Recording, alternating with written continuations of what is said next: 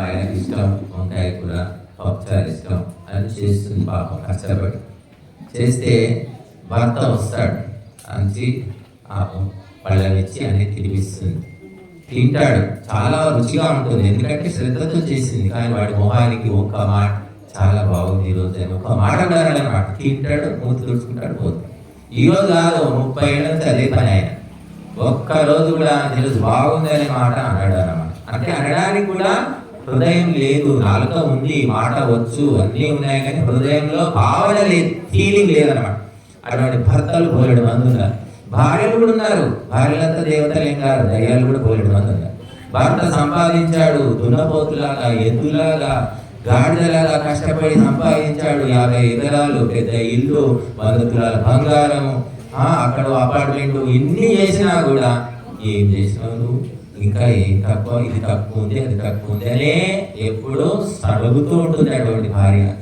ఇంత బాగా తీసి పెట్టావు, నా కోసం ఎంత కష్టపడతావు, ఒక మాట అనేదన్నమాట. అటువంటి భార్యలు ఉన్నారు. డ్రై వైఫ్స్ అన్నమాట, శుష్క హృదయ. గురువులు కూడా ఉంటారు అలా, రకరకాలు. అందరూ అన్నింటిలో మంచివాళ్ళు, చెడ్డవాళ్ళు ఉంటారు. ఈ ఫీలింగ్ అనేది చాలా ముఖ్యమండి. ఫీలింగ్ లేకపోతే భగవంతుడు ఏమీ పట్టించుకోడు అన్నమాట. నేను పెద్ద 100 కేజీల నెయ్యి పోసాను, నేను 50 కేజీల నెయ్యి పోసాను అంటే పోసింది మంచిదే, కానీ ఫీలింగ్ ఏముంది, నీ మనసులో భావన ఉందా? నువ్వు గొప్పల కోసం చేసావా, కీర్తి కోసం చేసావా, నలుగురికి చూపించుకోవడానికి చేసావా అనేది చాలా ముఖ్యమైనటువంటి. అమ్మకు అన్నం పెడితే కూడా ఫోటోలు తీసి పేపర్లో వేసుకునే వాళ్ళు ఉన్నారు. నేను అమ్మకు నేను 3 కూడలు అన్నం పెడతాను.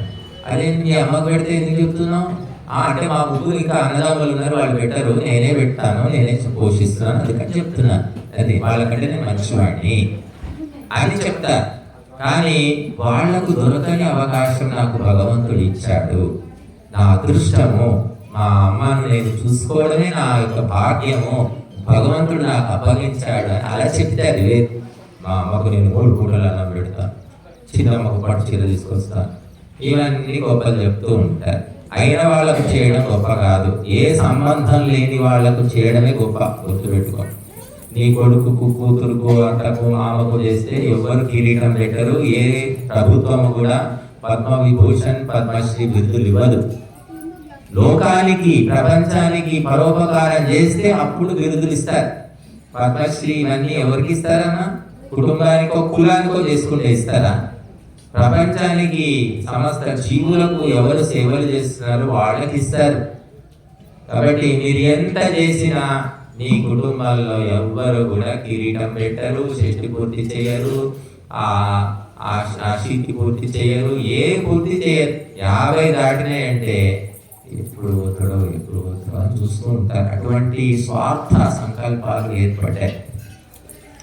ఇక అనారోగ్యం వస్తే అసలు రంగంతా బయటపడుతుంది.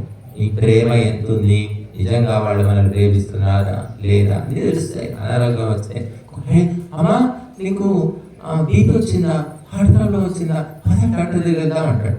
పరీక్షలు చేస్తారు. అబ్బా నా కొడుకు ఎంత బుద్ధిమంతుడు, 1 నెల అవుతుంది, 2 నెలలు అవుతుంది, తగ్గదు. ప్రతి నెల 10,000 రూపాయల మందులు వాడాలి, ఇంకో 20,000 రూపాయల ఇంజక్షన్ ఇవ్వాలి చెప్తారు. ఇవన్నీ చెప్పేసరికి 6 నెలలు అయ్యేసరికి అంతా రంగంతా లేదు. ఏమిటి నెలకు 40-50 వేలు ఖర్చు వస్తుంది నీ అమ్మకు, ఏం రోగం అది, ఏంటి నువ్వు సంపాదించినట్టు నీ అమ్మకి పెడతావా అని ఈమె మొదలు పెడుతుంది పాట. కాబట్టి ఇవన్నీ నిజ రూపాలు బయటపడతాయి. మీరందరూ భ్రమలో ఉన్నారు. నా కొడుకు నేను చెప్పినట్టు వింటాడు, నా కూతురు ఇట్లా, నా మనవడు ఇట్లా అని మురిసిపోతున్నారు. నిజ స్వరూపాలు ఎప్పుడు బయటపడతాయంటే పోయే ముందు బయటపడతాయి. అప్పుడు ఏం చేస్తారు? చచ్చినట్టు నోరు మూసుకొని మింగలేక కాకలేక సవాల్. ఎందుకంటే ఇదంతా నేను సినిమాలు చూసి చెప్పట్లేదమ్మా, నిజ జీవితాలు ఎంతమందిగో చూసి చెప్తున్నారు. భ్రమలన్నీ పంచలేకపోతాయి. నీ దగ్గర ఏముంది, ఏ మూట కట్టుకున్నావు, పుణ్య మూట కట్టుకున్నావా, ధర్మకార్యాలు చేసావు, ఏం చేసి తెచ్చావు? ఎప్పుడు చూసినా దోచిపెట్టడమే తప్ప. కుక్కలాగా ఇంటి కాపలా ఉన్నావు, గాడిదలాగా బరువులు మోసావు. ఇన్ని చేసి నీ కుటుంబంలో నీకు ఎంత విలువ ఉంది? ఎవరో ఉన్నారు, లేరని కాదు, 1000 మందికి ఒకరు కళ్ళల్లో ఒత్తులు పెట్టుకొని ఆ పువ్వులో పెట్టుకొని చూసుకునే వాళ్ళు ఉన్నారు. ఎవరో 1000కి ఒకరు. ఇక్కడ మన తల్లి గారు ఉన్నారు. మరి ఆమెను ఒక చిన్న పాపలాగా చక్కగా చూసుకుంటున్నారు. అంటే పద్మ కానీ వాళ్ళ తమ్ముడు కానీ. అటువంటి ప్రేమ హృదయం అందరికీ ఉండదు. శుష్క హృదయాలు. మేమైతే ఒక్కొక్కరి ఇళ్లలో చూస్తే బాధపడుతూ ఉంటాం అని చెప్పగలుగుతాం. మన కళ్ళ ముందే జరుగుతూ ఉంటాయి సంఘటనలు. మనం అతిథిగా వెళ్ళిన వాళ్ళము మన మర్యాదలో మనం ఉండవలసి వస్తుంది. ప్రతిదీ ప్రత్యక్షంగా చెప్పాలి.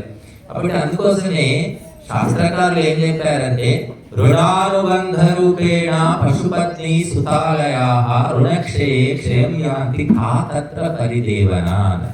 అంటే అప్పు వల్ల నీకు వీళ్ళంతా బంధుత్వాలు ఏర్పడుతున్నాయి, సంబంధాలు ఏర్పడుతున్నాయి. కారణం ఏంటంటే బాకీ ఉన్నావు నువ్వు గత జన్మల్లో.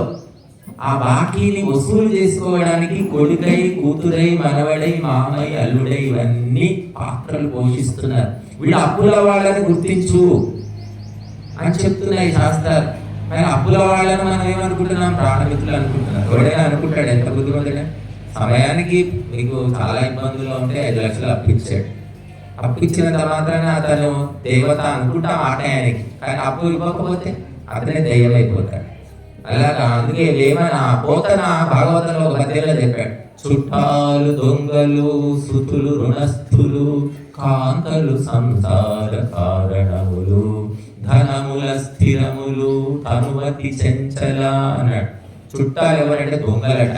దొంగలు ముందే ఇన్ఫర్మేషన్ ఇవ్వకుండా రాత్రిపూట వచ్చి ఇంట్లో పడి దోసుకొని పోతారు. చుట్టాలు కూడా అట్లాగే చెప్పకుండా వస్తారు, దోసుకొని పోతారు.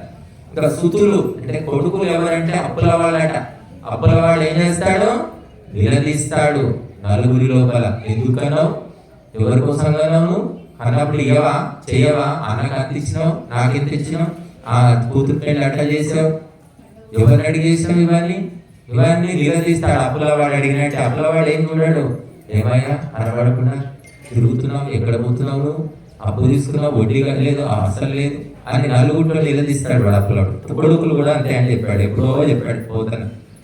కాంతలు సంసార కారణం. ఇక మహిళ, స్త్రీ దేవతనే, కానీ ఆ స్త్రీ సంసర్గం వల్ల ఏమవుతుందంటే సంసారం అనేది మొదలవుతుంది.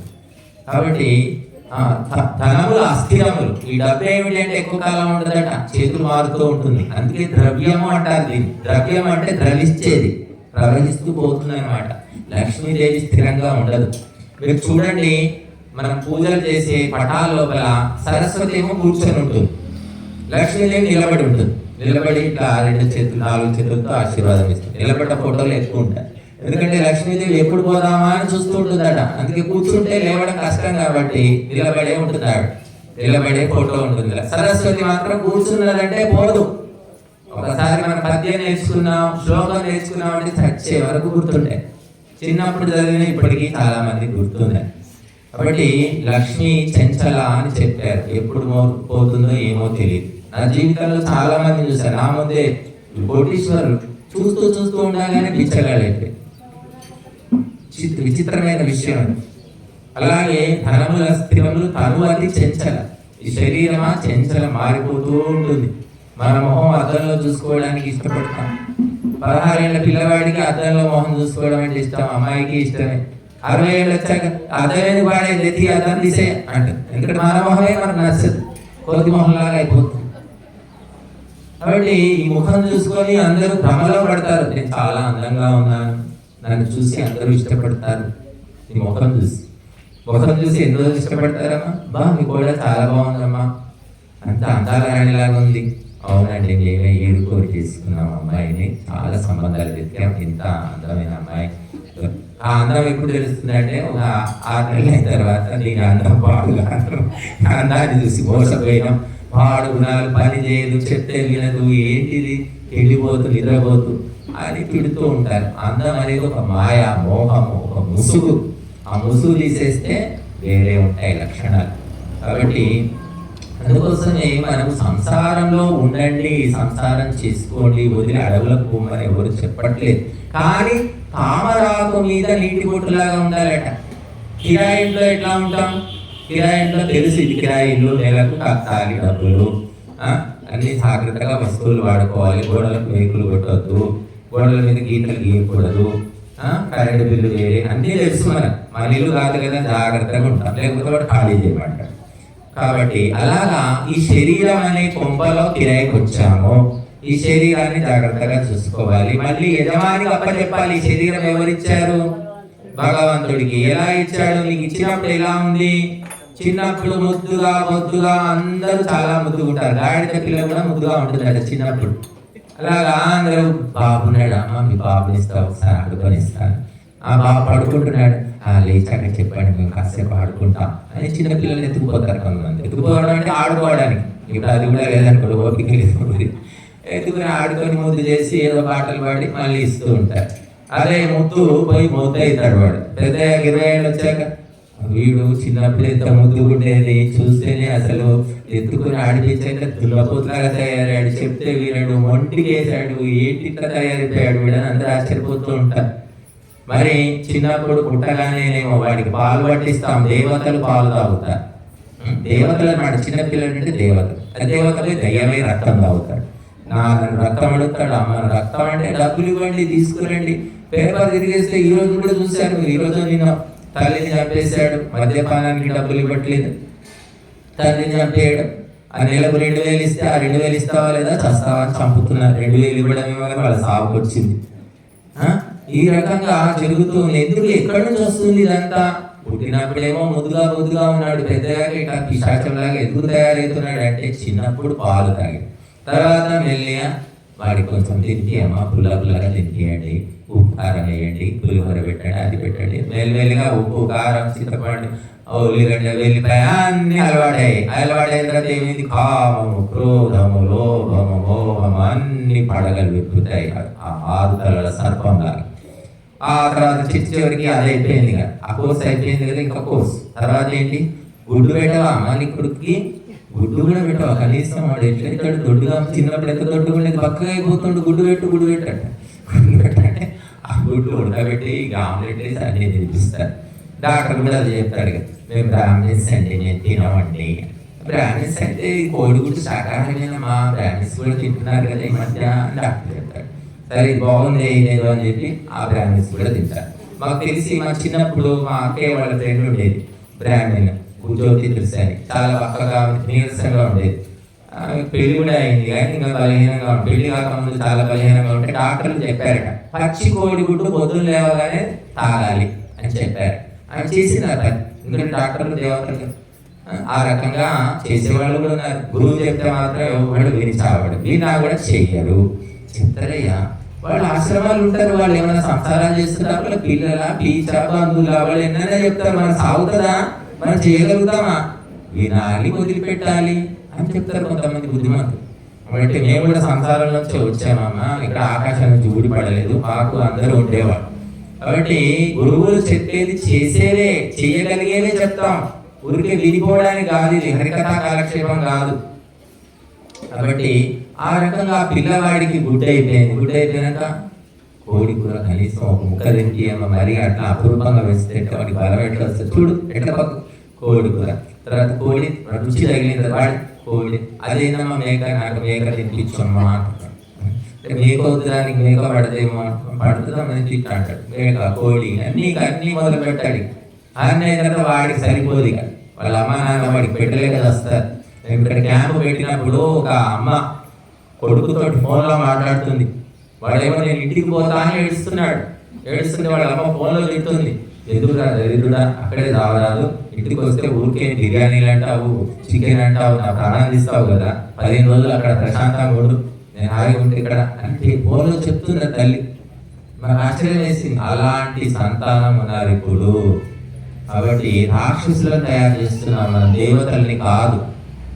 చెప్తుంటే నవ్వులాటగా అనిపించవచ్చు, కానీ వాస్తవంగా భయంకరంగా ఉంటుంది అసలు. ఈ పోరు, వేధింపులు, తిండి కోసం కానీ, డబ్బుల కోసము, మద్యం కోసము, విలాసాల కోసము డబ్బులు అడుగుతున్నారు. వాడు పనిచేయడు. ఎప్పుడైతే ఇటువంటి దురలవాట్లు వస్తాయో వాడు పనిచేయడు.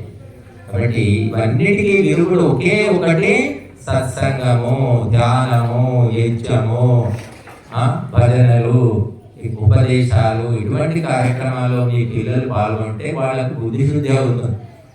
తండ్రి మందు తాగితే కొడుకు పోయి సీసీ గ్లాస్ తెచ్చి పోస్తూ ఉన్నాడు. తండ్రి కొడుకు తాగుతున్నారు, కొన్ని చోట్ల నేను చూశాను. మామ అల్లుడు కలిసి తాగుతున్నారు. తల్లి కొడుకు కలిసి చెత్త పాటలు పెట్టుకుని డ్యాన్సులు చేస్తున్నారు. చూసారా మీరు? తల్లి కొడుకు డ్యాన్స్ చేయడం, అది కామన్ అయిపోయింది. కామన్ ఇట్లాంటి సమాజంలో మనం ఉన్నాం. ఇప్పుడు నేను మాట్లాడేవన్నీ ఏవో బాగా చెప్తున్నారు అనిపిస్తుంది, కానీ ఇవి ఆచరించాలంటే గొప్ప తపస్సు చేయాలి. చెడును దూరం చేసుకోవాలంటే మామూలు విషయం కాదు. కాబట్టి బురదలో ఉన్నప్పటికీ కూడా కమలము వికసిస్తుంది, బురద అంటకుండా ఉంటుంది. అందుకే దానికి పంకజం అని పేరు. అంటే బురద నుంచి పుడుతుంది, కానీ ఆ బురద మాత్రం దానికి అంటదు. అట్లాగా ఇంతమందిలో కూడా మనము పవిత్రంగా జాగ్రత్తగా ఉండవచ్చు. కష్టం ఏమీ లేదు. ఎవ్వరు మనల్ని టీక పిసికి చంపరు. నువ్వు టీ తాగకుంటే చంపేస్తారా?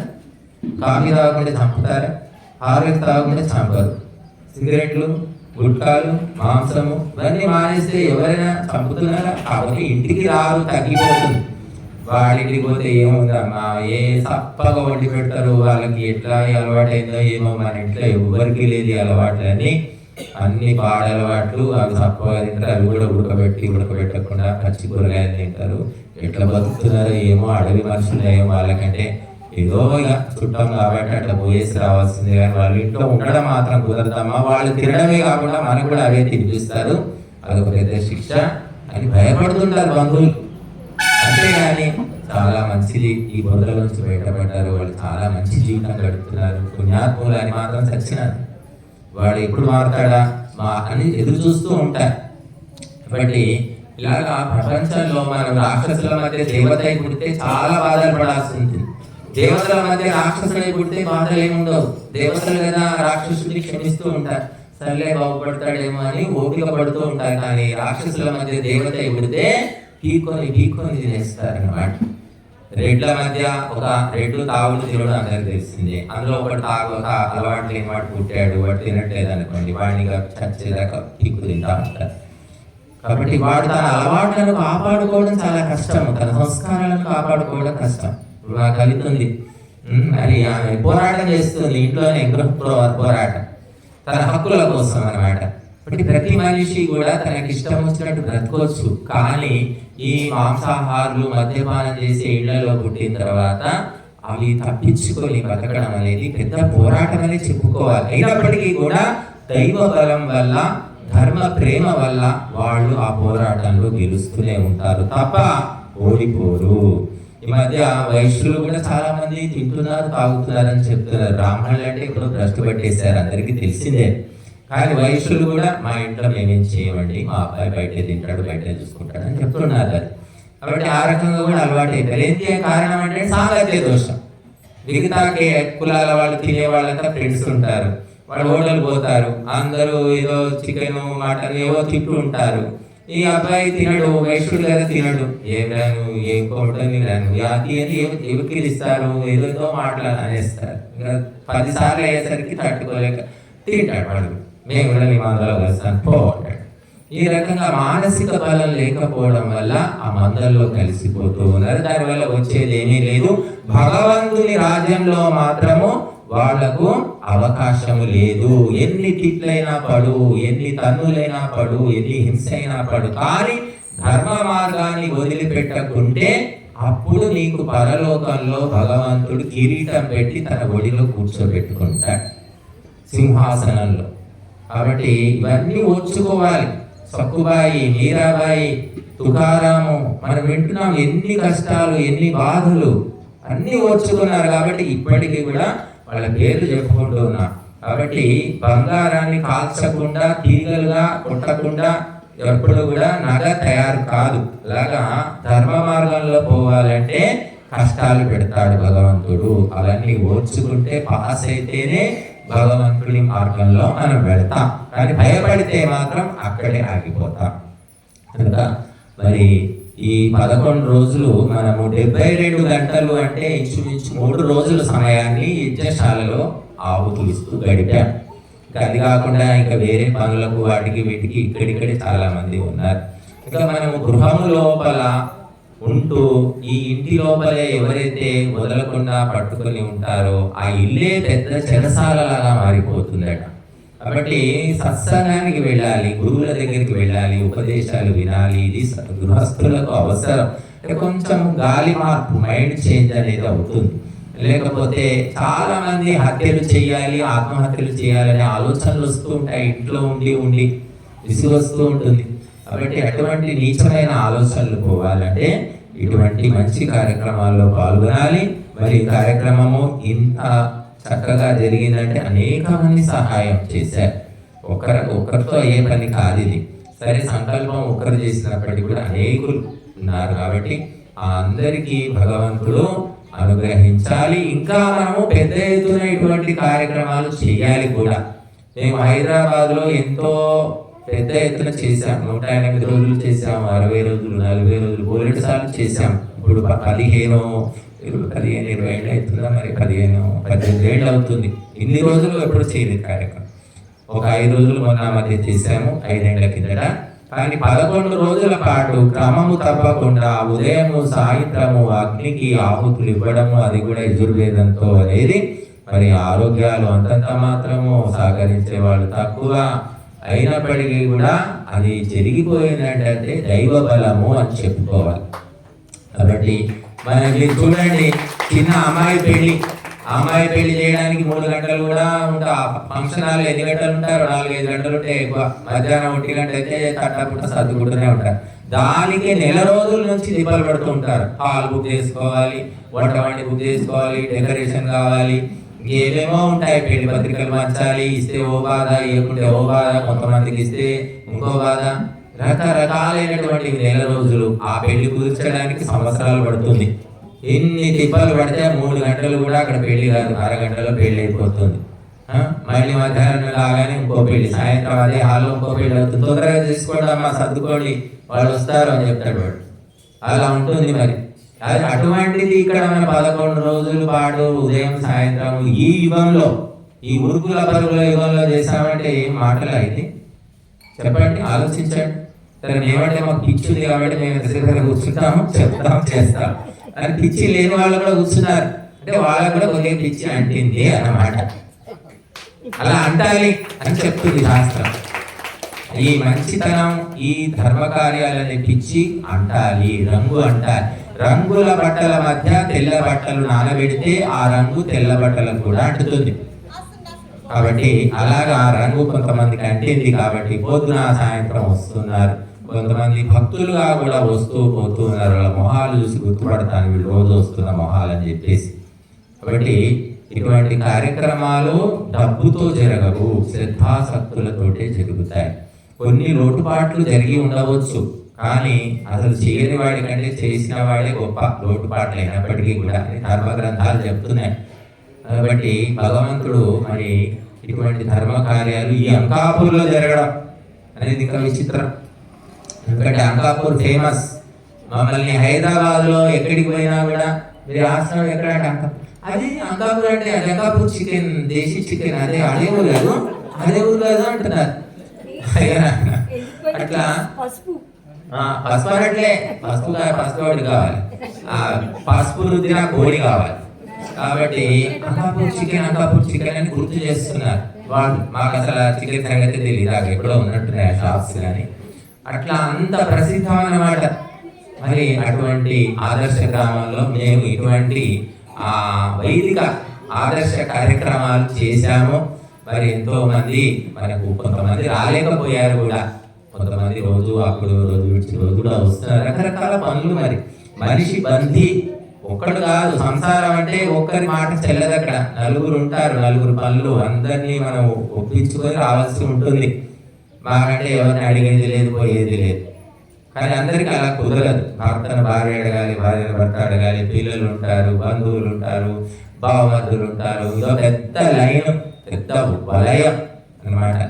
ఇందులోంచి బయటపడడం కష్టం. అందుకోసం ఏం చెప్పారంటే సంసార సాగరం ఘోరం తత్తుమిచ్చతి యో నరః గీతానావం సమాసాద్య పారం యాతి సుఖేన సహన. అంటే ఈ సంసార సాగరం ఘోరం. పైకి చాలా బాగా కనిపిస్తుంది, కానీ మల్లె పువ్వులు, బంతి పువ్వులు, చామంతి పువ్వులు కప్పేసినటువంటి ఒక బురద గుంట అన్నమాట. గుంట మీద అన్ని కప్పామనుకోండి, తెలియదు అబ్బా పువ్వులు ఎంత బాగున్నాయని, కాలు పెట్టుకుంటూ పోతాం. అలాగే ఈ సంసార సాగర్లోంచి బయటపడాలి, తప్పించుకోవాలి అంటే వేదమాత శరణ్యం తప్ప మరొకటి లేదు. అగ్నిహోత్రం అనేది ఒక నౌక అని చెప్పారు. స్వర్గానికి తీసుకెళ్లే నౌక ఈ అగ్నిహోత్రం అట. ఈ అగ్నిహోత్రం అనే నౌకలో కూర్చొని ఎక్కడికి పోతామంటే స్వర్గానికి వెళ్ళిపోతాం. అందుకే స్వర్గకామో యజేత అని చెప్పారు. అక్కడ రాసి పెట్టాం మనం యజ్ఞశాలలో. స్వర్గం కావాలా యజ్ఞం చేయి, నరకం కావాలా యజ్ఞం చేయ, సరిపోతుంది. ఇంకా చేస్తే స్వర్గం, చేయకుంటే నరకం అని చెప్పలేదు, ఊహించుకోవాలి దాన్ని బట్టి. కాబట్టి ఇటువంటి అగ్నిహోత్రము మనం చక్కగా చేసుకున్నాము. సరే, కొన్ని లోటుపాట్లు ఉన్నాయి, అవి తాను కూడా మనం దిద్దుకోగలుగుతాం. అసలు దానం చేయని వాడి కంటే చేసిన వాడు గొప్పవాడు. అందుకే శ్రద్ధయా దేయం అశ్రద్ధయా దేయం. శ్రద్ధతో దానం చేయి, లేదా అశ్రద్ధతో దానం చేయి. ఎట్లా కొట్ల దానం చేయవయ్యా, 100 రూపాయలు లేకపోతే 10 రూపాయలన్నీ ఇవ్వు, ఎంతో కొంత దానం చేయి అని చెప్పారు. ఏమి చేయని వాడి కంటే 1 రూపాయి ఇచ్చిన వాడు గొప్పవాడే కదా, చెప్పండి. అలాగా కాబట్టి మనం శ్రద్ధతోటి చేయడానికి ప్రయత్నం చేయాలి. క్రమక్రమంగా శ్రద్ధాసక్తులు పెరుగుతూ ఉంటాయి. అని చెప్తూ మనం ఈ కార్యక్రమంలో ముఖ్యంగా మనకు రాజిరెడ్డి గారు, అలాగే మన నరసారెడ్డి, నడిపి బాలన్న, ముగ్గురు త్రిమూర్తుల్లాగా చేద్దామనగానే సరే అన్నారు. అంతే, ఇలా చేస్తూ పోయాను. ఎదురు స్వామీజీ కాదు ఎదురు చేస్తారు, ఎవరు వస్తారు మా ఊళ్ళో ఏంటి అని కూడా అనేవాళ్ళు. ఒక మాట వ్యతిరేకంగా అనలే, అది విచిత్రం. అనే అవకాశాలు ఉన్నాయి, అసలు ఉన్నా కూడా వాళ్ళు అనలేదు. ఇంకా ఇంటింటికి పోయాం, ఊరంతా తిరిగాం, కరపత్రాలు పంచిపెట్టాం, అయినా కూడా వచ్చేవాళ్ళు వచ్చారు, అదృష్టం ఉన్నవాళ్ళు వచ్చారు. కాబట్టి మనం అనుకోగానే సరిపోదు. మేము చాలా ఇళ్ళలో చూస్తుంటాం, భర్త స్వామీజీ వచ్చాడు, 10,000 ఇద్దామా 5,000 ఇద్దామా అని అనుకుంటుంటాం. భార్య ఏదో లెక్క పెడుతున్నావు అని వస్తుంది భార్య. ఏం లేదని స్వామీజీకి ఏదో ఇద్దాం అనుకుంటున్నాను. ఎంత ఇస్తారు అంటే, ఎంత ఇస్తారంటే అనుకుంటున్నాను, నేను ఒక 5,000 ఎందుకు స్వామీజీకి? ఏం చేసిండే? బుద్ధికి వచ్చిండే కదా, చూడడానికి వచ్చిండే, ఏమైనా యజ్ఞం చేసిండా దర్శనం చేయడానికి? 5,000 ఎందుకు? ఇస్తే 1,000 రాహులు ఇవ్వండి అంటారు. అది ఎంత తక్కువ, బాగుండదేమో, చాలా రోజులకు వచ్చింది కదా అంటాడు భర్త. ఏం బాగుండదండి, ఏం కాదు ఆయన ఏమనుకోడు, చాలా మంచి వ్యక్తి, మనకి ఇన్ని నెలలు చూస్తున్నాం కదా, ఇవ్వకపోయినా కూడా అసలు ఏమనుకోడు, చాలా మంచి ఆయన అని భార్య చెప్తాడు. సరేలే అని చెప్తాడు భర్త. 1,000 రాహులు ఇస్తాడు. అట్లా ఉంటుంది అనమాట. దానం చేస్తుంటే కూడా పక్కన నుండి వద్దని చెప్పే వాళ్ళకు కొదువ లేదు, చాలా మంది ఉన్నారన్నమాట. అప్పుడు అగ్నిహోత్రం చేస్తూ ఉంటే కూడా భరించలేని వాళ్ళు ఉన్నారు. ఏంటది అట్లా పోస్తున్నారు, వెయ్యాలి ఏంటది అట్లా పోస్తున్నారు, ఇది పోస్తున్నారు, అంతే వ్యర్థం, వేస్ట్ చేస్తున్నారు అని కొంతమంది బాధపడుతూ ఉంటారు. అందుకంటే వాళ్ళ అజ్ఞానం, వాళ్ళకి తెలియదు, సబ్జెక్ట్ తెలియదు. అదే వ్యక్తులు సీసాలు ఖాళీ చేస్తారు. వాళ్ళకి ఏం బాధ అనిపించదమ్మా. అగ్నిహోత్రాలు నెయ్యి వస్తేనే వాళ్ళు ఫీల్ అవుతారు, అందుకే వాళ్ళు రారు. కానీ వాళ్ళు పొద్దున్న నుంచి తెల్లారి దాకా తాగుతూనే ఉంటారు. మరి దానివల్ల ఏమొస్తుంది? రోగాలు వస్తున్నాయి, క్యాన్సర్ వస్తుంది. అది మాత్రం ఎవరికి బాధ అనిపించదు. కానీ అగ్నిహోత్రం ఏది స్వామీజీకి ఇచ్చి పెట్టినట్టు ఇట్లా వస్తున్నాడు, ఎక్కడ లేదు ఇటువంటి స్వామీజీ అని కొంతమంది అంటున్నారు. మమ్మల్ని మేము చేయడం కాదమ్మా, శాస్త్రాలు చెబుతున్నాయి, మేము సొంతంగా కల్పించి చేయడం లేదు. ఇక్కడ పృథివీ భస్మరాభరణ, ఈ భూమండలాన్ని యజ్ఞ భస్మంతో నింపేయండి అని వేదమాత చెప్తుంది. ఘృతేన ద్యావా పృథివీ పూయేథాం, ఈ భూలోకానికి సూర్యునికి మధ్య ఏముంది? అంతరిక్షం. దీన్ని నేతి ధారలతో నింపేయండి అని చెప్తుంది వేదం. అంటే ఎంత నెయ్యి పోయాలి మనం? తినేది తింటే అరగడం లేదు, అయినా కూడా నెయ్యి మాత్రం ఆవరణలో వేయడం లేదు. తింటే అరుగుతుందా? కొలెస్ట్రాల్ వస్తుంది, తినొద్దంటున్నారు, మానేశారు. మానేసి అగ్నిహోత్రం చేయండి, ఆవు నెయ్యి దీపం పెట్టండి, ఏది లేదు. అందుకే రోగాలు రకరకాలు, ఒక్కొక్కరికి 3-4 రోగాలు. తోటికోడలు ఎవరు లేరు, కానీ ఈ రోగాలు తోటికోడలే కూర్చున్నాయి ఒక్కొక్కరికి. కాబట్టి రోగాలు పోవాలంటే ఒకటే దారి. నేను ప్రాక్టికల్ గా చెప్తున్నా మీకు బీపీ ఉందనుకోండి, ఉప్పు తినొద్దు డాక్టర్ చెప్పారు. 100 కేజీలు ఉప్పు కొనండి. ఏ ఉప్పు? ఈ విషం ఉప్పు కాదు, సైంధవ లవణము, రాక్ సాల్ట్. 100 కేజీలు, 1000 కేజీలు కొనండి, తప్పులేదు. కొని 1000 మందికి పేదవాళ్ళకి పంచిపెట్టి 1000 కేజీల ఉప్పు, నీ రోగం పోతుందో లేదో చూసుకోండి, గ్యారెంటీ. ఇంకా షుగర్ వచ్చింది, స్వీట్ తినొద్దు. స్వీట్ కనబడితే నోట్లో నీళ్ళు ఉరుకుంటాయి, తింటే షుగర్ పెరుగుతుంది. వాళ్ళు ఏం చేస్తారు, 1000 కిలోల స్వీట్ తయారు చేస్తారా, కొంటారా, పంచి పెట్టండి, మీ రోగం పోతుంది. ఎందుకు చెప్తున్నారంటే అమెరికాలో రాక్ ఫెల్లర్ ఫౌండేషన్ అని ఉంది, ఇప్పటికే ఉంది. అదొక ధార్మిక సంస్థ. వాళ్ళు ఏం చేస్తారంటే పేదవాళ్లకు, అనాథలకు, వీళ్లకు ఫండ్స్ ఇస్తూ ఉంటారు, సహాయం చేస్తూ ఉంటారు, అనాథాశ్రయాలు నడుపుతూ ఉంటారు, స్కూల్ నడుపుతారు, ఎన్నో పనులు చేస్తారు, ధార్మిక కార్యక్రమాలు. అది ఎందుకు స్థాపించారు అంటే, నేను చిన్నప్పుడు చదివింది, ఎప్పుడో 5వ తరగతిలో చదివింది. చిలకమర్తి లక్ష్మీ నరసింహం అని ఒక గొప్ప కవి, ఆయన రాసిన పుస్తకాల్లో చదివాను. ఇప్పుడు కూడా మీరు నెట్లో కొట్టండి, రాక్ ఫెల్లర్ ఫౌండేషన్ అంటే వస్తుంది. ఆ రాక్ ఫెల్లర్ ఒకప్పుడు పేదవాడు, బోలెడు కష్టాలు పడి వ్యాపారం చేసి కోట్లు కోట్లు కోట్లు సంపాదించాడు. సంపాదించిన తర్వాత ఆకలి చచ్చిపోయింది, ఆకలి వేయడం లేదు, నీరసించిపోతున్నాడు, తినబుద్ధి వేయడం లేదు. ఎంతమంది డాక్టర్ల దగ్గరికి వెళ్ళినా ఏ రోగం లేదు, అంతా బాగానే ఉందని చెప్తున్నారు. చివరికి ఆయన ఏం చేయాలో అర్థం కాలేదు. అప్పుడు ఒక ప్రకటన చేశాడు ఆయన, నాకు ఉన్న రోగం ఎవరైతే తగ్గిస్తారో వాళ్ళకు నేను కోరింది ఇస్తాను అని చెప్పాడు. అప్పుడు ఒక మతబోధకుడు, ఫాదరో ఎవరో కావచ్చు, వచ్చాడు. వచ్చి ఆయనతో మాట్లాడినప్పుడు, నువ్వు మొట్టమొదలు నీ జీవితం ఏమిటి అంటే, నేను గుడిసెలో పుట్టాను, చాలా కష్టాలు పడ్డాను, ఇప్పుడు ఏమిటంటే ఇప్పుడు కోట్లు ఉన్నాయి స్వామి అని చెప్పాడు.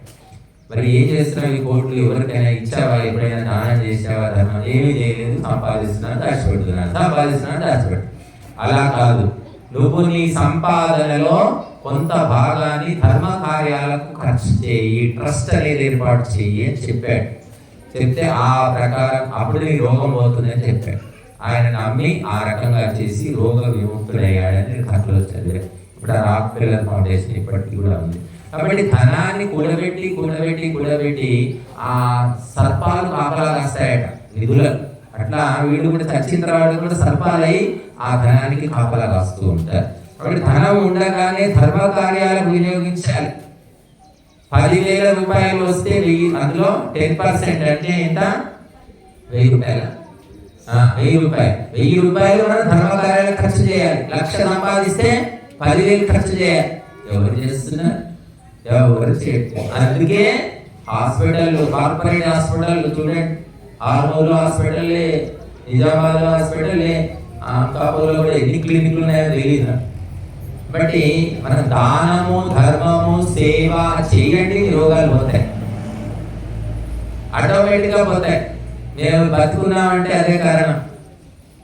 కాబట్టి ఏదో ఒక కథలు కాదు, నిజము ప్రాక్టికల్గా చేసి చూడండి, మీకు సమస్యలు కూడా పోతాయి. కొంతమంది చెప్తుంటారు కొన్ని సమస్యలు ఉంటాయి, పెళ్లి కావడం లేదు, పిల్లలు కావట్లేదు. ఆ పిల్లలు కావాలంటే ఒక ప్రాబ్లం, పిల్లలు చాలా మంది కావట్లేదు. మీరు అనాథ శరణాలనే పోండి, అనాథ శరణాలయంలో పిల్లలు ఉంటారు, వాళ్ళకి సేవ చేయండి, వాళ్ళకి వండి పెట్టండి, వాళ్ళకు అవసరాలు తీర్చండి, దానం చేయండి, మీకు సంతానం అవుతుంది. చాలా మందికి అయింది అలాగే. కాబట్టి మనం ఊరికే కూర్చొని ఏడిస్తే లాభం లేదు. అలాగే పెళ్లి కాలేదు అంటారు. పెళ్లి అయినటువంటి పిల్లలు ఉన్నటువంటి స్త్రీలు ఉంటారు, ఆ పుణ్య స్త్రీలు అంటారు, ముత్తైదువులు, 10 మందిని పిలవండి, 11 మందిని పిలవండి, వాళ్ళకు పండ్లు ఇవ్వండి, బట్టలు ఇవ్వండి, వాళ్ళ ఆశీర్వాదం తీసుకోండి, మీకు పెళ్లి అయిపోతుంది. ఇవన్నీ నిజం, అబద్ధాలు కావు. ఎందుకంటే మంచి మనసు తృప్తి చెందుతారు. ఎవరైనా సరే భోజనం పెట్టేసి వాళ్ళకు ఇంత ఆకు ఒక్క ఇచ్చి బట్టలు ఇస్తే, ఆడవాళ్ళైతే మరీ అధ్వానం అన్నమాట, చిన్న విషయాలకి తృప్తి చెందుతారు. వాడు మొగుడు ఎన్ని పాపాలు చేసినా సరే వాడు ఏదో కాస్త బతిలాడగానే మళ్ళీ ఐస్ అయిపోతారు. అందుకే ఆడవాళ్లను, బ్రాహ్మణులను తృప్తిపరచడం తేలికట. ఆడవాళ్లను తొందరగా ప్రసన్నం చేసుకోవచ్చు. 4 మంచి మాటలు మాట్లాడేసరికి వాళ్ళు అన్ని మర్చిపోతూ ఉంటారు. మర్చిపోయి ఏం చేస్తుంది భార్య, ఇంతకుముందు ఉన్నవన్నీ నాశనం చేశాడు, ఆస్తులన్నీ కరగదీశాడు, మళ్ళీ వాడు వచ్చి ఏదో మాటలు చెప్తాడని మాయ మాటలు చెప్పేసరికి భర్తకు మెడలో మంగళసూత్రం తీసుకో దాచిపెట్టు, కుదువ పెట్టుకో, డబ్బులు తెచ్చుకోవాలి, భార్య ఇచ్చేస్తుంది. మళ్ళీ ఎప్పుడో వారం రోజులకు తెలుస్తున్నారు, అరే మాయ మాటలకు నాకు అనవసరంగా మంగళసూత్రం గుడించుకొని నాకు ఇప్పటిదాకా తీసుకుపోయిన నగలే తీసుకురాలేదు అని బాధపడుతూ ఉంటుంది. మాటలతో బుట్టలో వేయడం అంటే మహిళలు తొందరగా బుట్టలో పడతారట. అందుకని ఈ మోసగాళ్ళు ఎక్కువ మంది మహిళలను మోసం చేస్తున్నారు. మొత్తం చూడండి, పేపర్ తిరిగేస్తే మహిళలే మోసపోతున్నారు. లక్షలు, వేలు, భర్తకు లేకుండా భార్య ఇస్తుంది, కొడుకు లేకుండా తల్లి ఇస్తూ ఉంటుంది, అన్నది లేకుండా చెల్లెలిస్తూ ఉంటుంది, ఇలాగా. కాబట్టి ఆ స్త్రీలను ప్రసన్నం చేసుకుంటే మీ కోరికలు నెరవేరుతాయి. ఆవుకు గడ్డి పెడితే మీ కోరికలు నెరవేరుతాయి. చిన్న పిల్లలకు సేవ చేయండి, వాళ్లకు అవసరమైన తీర్చండి, మీకు సంతానం కూడా అవుతుంది. ఇలాగా చెప్పారు, శాస్త్రాల్లో కూడా చెప్పిన విషయమే. అంత ఇవన్నీ కాకపోతే అగ్నిహోత్రం చేయండి. అగ్నిహోత్రంగా బ్రహ్మాస్త్రం అన్నమాట, అన్నిటికీ ఒకటే మందు. కాబట్టి కష్టాలు వస్తాయి, వాటికి పరిష్కారం కూడా భగవంతుడు ఇచ్చాడు. ఆ ఇచ్చినవి మనకు నచ్చినా నచ్చకపోయినా చేస్తేనే ఆపదల నుంచి మనం బయటపడతాము అని చెప్తూ, మరి ఈరోజు మన శ్రీకాంత్ రెడ్డి టైం ఎంతైనా నేనేదో మైక్ పట్టుకొని చెప్పుకుంటూ 11 బావు అంటే పాములా ఉంది, అలా దగ్గర పట్టింది సమయం. కాబట్టి అందరూ ఇప్పుడు మనకు ముఖ్యంగా శ్రీకాంత్, మన అది విజయ్, పద్మ ముగ్గురు ఉన్నారు త్రిమూర్తులాగా. అందరూ కూడా మీ యొక్క అభిప్రాయాన్ని, మీ యొక్క సలహాలను, సూచనలను ఇంకా మనం ఎక్కువ మొత్తంలో ఇటువంటి కార్యక్రమాలు చేయడానికి అవసరమైనవి అన్ని కూడా తెలియజేస్తారని, మీ స్పందన కూడా తెలియజేస్తారని ఆశిస్తున్నాను. అలాగే ఈ కార్యక్రమంలో పాల్గొన్నటువంటి నర్సారెడ్డి, నేను మాట్లాడతాను, 5 నిమిషాలు మాట్లాడతా అన్నాడు. 2 నిమిషాలు రండి, ఫస్ట్ మీరు 2 నిమిషాలు మీరు గురించుకోండి.